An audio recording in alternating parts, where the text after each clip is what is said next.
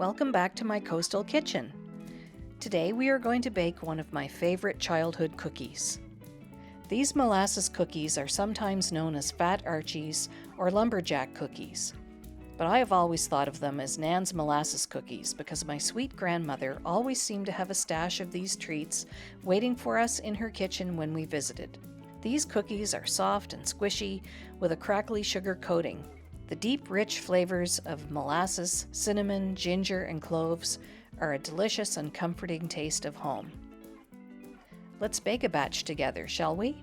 To start, you will need a cup of room temperature butter and 2 teaspoons each of cinnamon, ginger, ground cloves, and baking soda.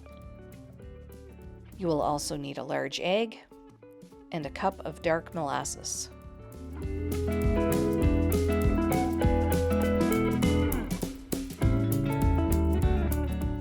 Cream the butter with an electric mixer. My butter is still a little cold and firm, but the mixer will soon soften it up.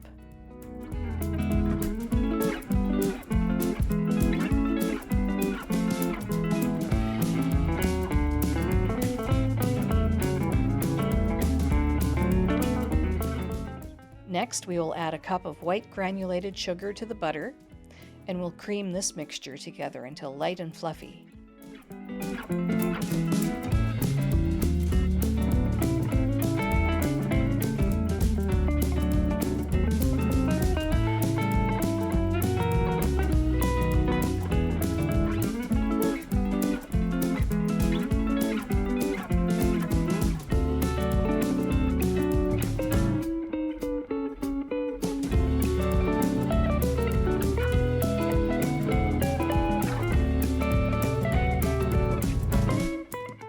Scrape down the sides of the bowl, add the egg, and beat again.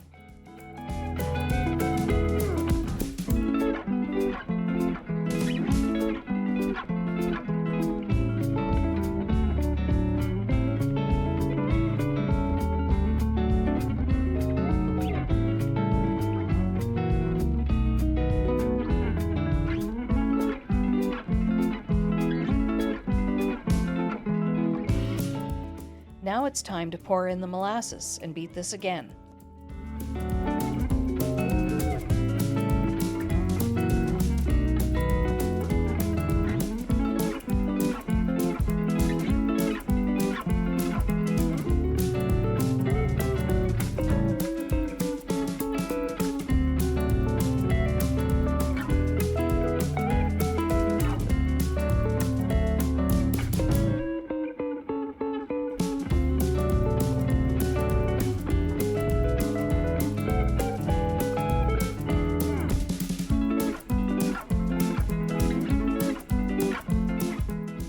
It helps to scrape down the bowl often to ensure everything is well incorporated.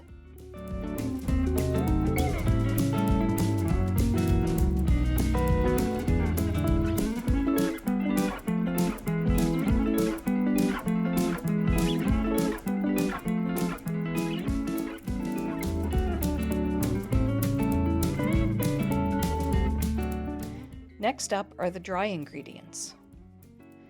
You will need 4.5 to 5 cups of all-purpose flour. I start with 4 cups and then add additional flour as necessary to make a stiff dough. Measure the flour into a sifter or sieve and add the spices and baking soda. My butter was salted, so I'm not adding additional salt, but if you are using unsalted butter, now is the time to add a teaspoon of salt to your flour.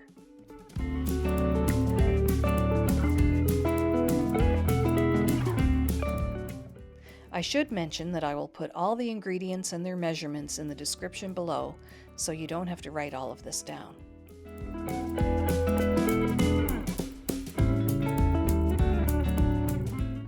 Sift the flour and the spices together, and then add this to the wet ingredients in your mixing bowl.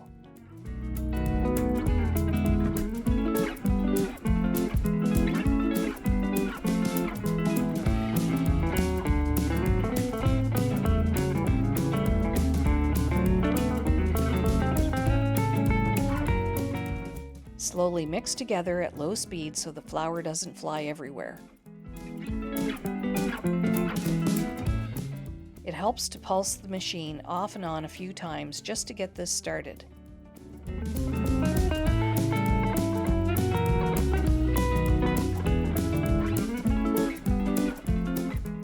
Now pour in half a cup of milk and mix just until the dough comes together.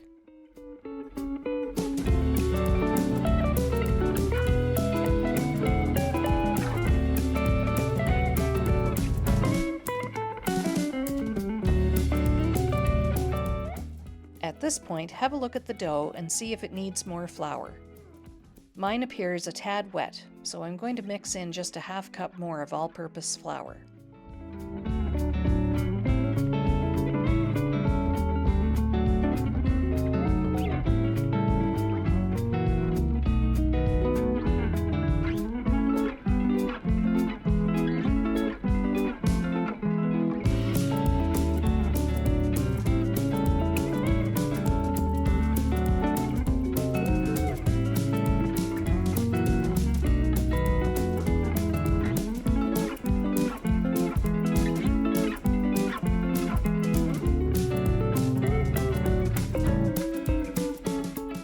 This texture is just about perfect now.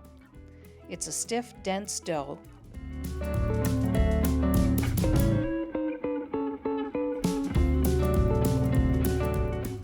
But there's just one more step before we can bake our cookies, and that's to let our dough chill in the fridge for several hours or overnight to firm up.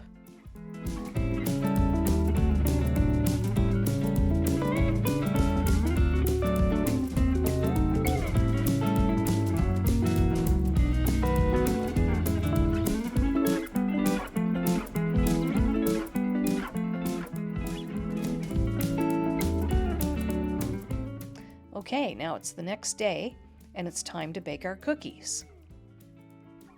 Preheat your oven to 350 degrees Fahrenheit, and prepare your baking sheets by lining them with baking parchment. I'm actually going to prep 4 pans for this batch of cookies, but we will do just 2 pans here so you can see my process.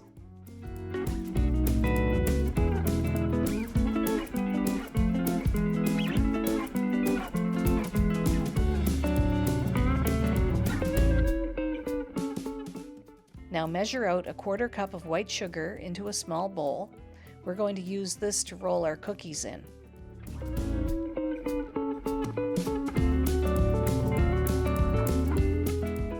Pull your cookie dough out of the fridge.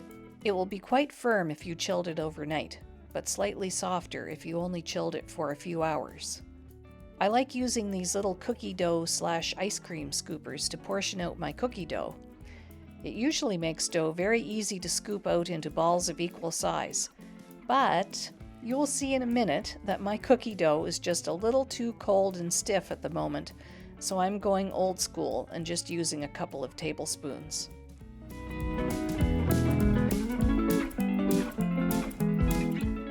Portion out the dough balls a little larger than a golf ball.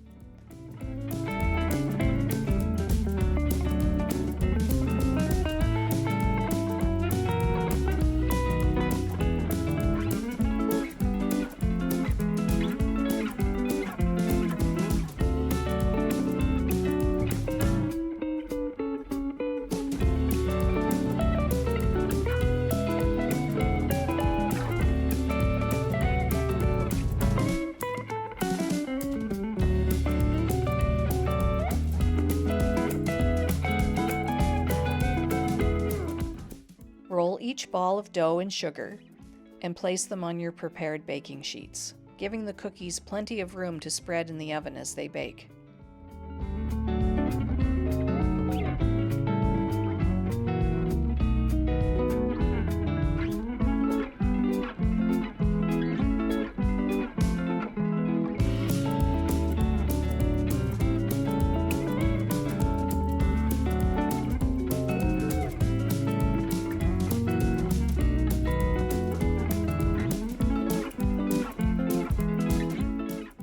Bake the cookies for 12 to 15 minutes, just until the cookies are puffed up, lightly browned, and just barely set when you lightly press on them with your finger.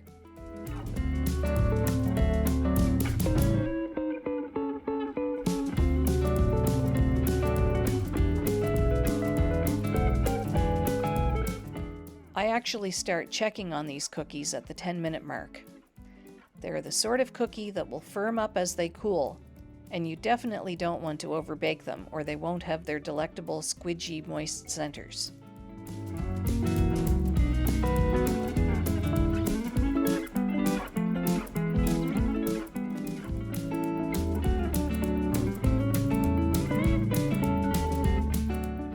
Remove the cookies from the oven and allow to cool on the pans for about 5 minutes before transferring them onto a rack to finish cooling completely.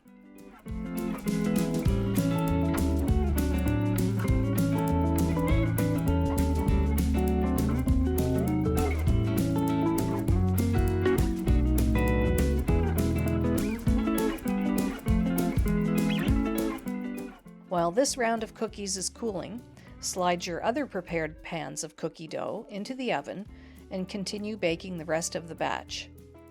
This recipe makes a lot of cookies, so I tend to bake half the dough now and I'll freeze the rest for another day. Please let me know in the comments if you'd like me to do a video with tips on how to freeze and bake this cookie dough recipe. Baking these cookies will make your home smell absolutely incredible. Okay, I don't know about you, but I can't take it any longer. I just have to try one of these while they're still warm. The sugar we rolled the dough in has made this sweet, crackly crust, and inside the cookies are soft, moist, and almost fudge-like. They taste even better than they look. Chewy, rich, and deeply flavored with the mellow sweetness of molasses and the cozy gingerbread flavors of cinnamon, ginger, and cloves. So good. These will keep in an airtight container for several days, but I promise you, these will practically be inhaled by your family and friends. These cookies are nostalgic, unfussy treats that are as welcome after school as they are on a dinner party dessert table. I hope you'll give these cookies a try. If you enjoyed this recipe, I would love it if you would give my video a thumbs up and subscribe to my channel. I really appreciate your support. Thank you for watching. I look forward to seeing you in my kitchen again very soon.